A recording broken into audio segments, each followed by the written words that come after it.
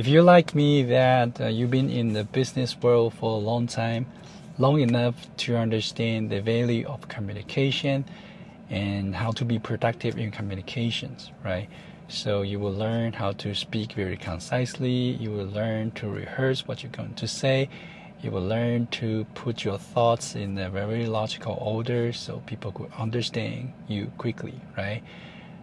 So for example, when I do a lot of presentations, and usually I would just go through the slides and I would just take notes, and I would just list out bulletin points and make sure on every page, everywhere, when I'm saying something, that I'm well structured, well rehearsed. Yeah, I don't follow scripts, but mostly I'm just well rehearsed. And even when I'm speaking with my boss, right? My boss is the vice president of the business unit, so his time is precious, valuable, right? So when I have to report him on the work progress, I would just rehearse in my mind how am I gonna make what I'm saying quickly and easily understandable. If I couldn't make something clear under 5 sentences, I consider myself failed. So even just like 3 minutes, 5 minutes work update, I would just rehearse what I'm going to say. And I would always say, hey, boss, I got 3 points to talk to you. Point 1, blah, blah, blah. Point 2, blah, blah, blah.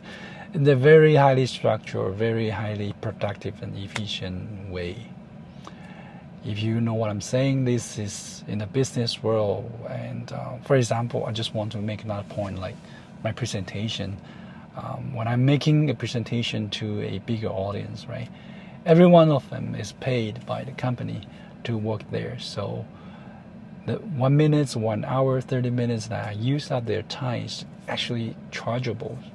So with that in mind, I usually become a very utilitarian way of communication. I think that is not wrong. That is okay, because that's the business, and that's you want to be in the business world.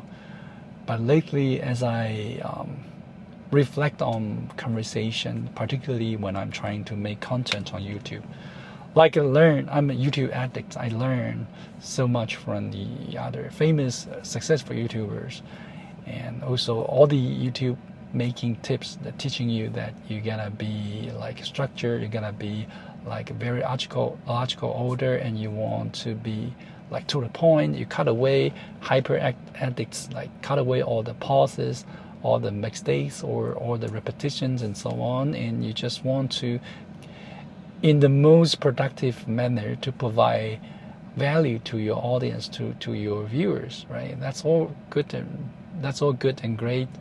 However, I start to think that there's something missing, right? Because I watch some of these famous YouTubers, or some of the people who give the tips to content making, is that for me they seem to appear like a presenter, like a public speaker, and less than like a friend.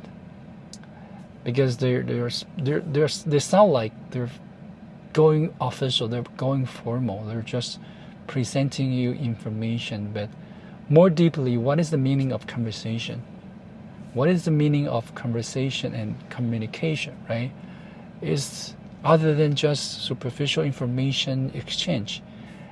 It could be something much deeper than that. So that's what I reflect upon, is that I think I sometimes my work habits, my communication habits would transpire to my daily life as I'm communicating to my loved ones, my friends, and I would become too productive, I would say, too efficiency driven. So, but I often forget that the true meaning of conversation is not just giving information just one way or two way, but this is actually a reflection, a building of deeper connectivity between two minds, between two souls. So if I act like that, I would sound like a robot sometimes. I would sound like non-human. So this kind of got me thinking, what is the true meaning of conversation, and what does that mean to myself as a person and as a content creator? And I want to be in a way that to be real and more authentic. So I think the first difference is that first effort I want to do is I want to go unscripted, and also I want to improvise. Let's touch upon the improvisation. I used to be a musician. I play jazz, and I love jazz music. And the beauty of it is actually the improvisation. So the great musicians, they play based on how they feel at that time, based on what other people are playing. So they react, they bond, they interact with each other, and that's why in some albums you see one single song, but they take multiple takes of them, because each take is a little bit different. So it's the different. It is always like just there's only one version of that song ever existed in that particular moment.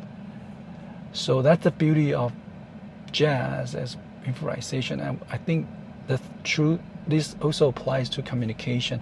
True communication is not script. It is not rehearsed. Think about what are the most meaningful conversations you ever had with people around you, with people you care, your loved one, your wife, your husband, or your children, or your mentor, right? I bet that most of these conversations are not structured, not rehearsed, and you are talking so deep that you are improvising, because you hear what other people are saying and then you respond in a way. You come up with the words, the thoughts, your feelings or your emotions that you want to share, and give back and respond to the other person based on how that present moment feel like. Is that true? I recall some of the most meaningful conversation I once had with people around you, or actually just this kind of casual but deep conversations. And so I think we need to remind ourselves that is the true conversation feels like, and looks like, and hears like. It is just improvisation and being authentic and real. You are not faking something. You are not covering up something. It is just like, this is an analogy, but just two mirrors from the soul. They're just reflecting each other. And because you could see the other person with total transparency, you could see the other person with genuine thoughts and feelings being exchanged, then that conversation becomes memorable, becomes true, becomes, it could be not utilitarian driven, it is not efficiency driven, it could be not productive, but it's memorable. It builds such strong emotion bondings between you and the other person. So I think improvisation, and sometimes you could be surprised by what's coming out from your mind and your mouth, and you're not judging it, you just let it come out. I know this become philosophical, but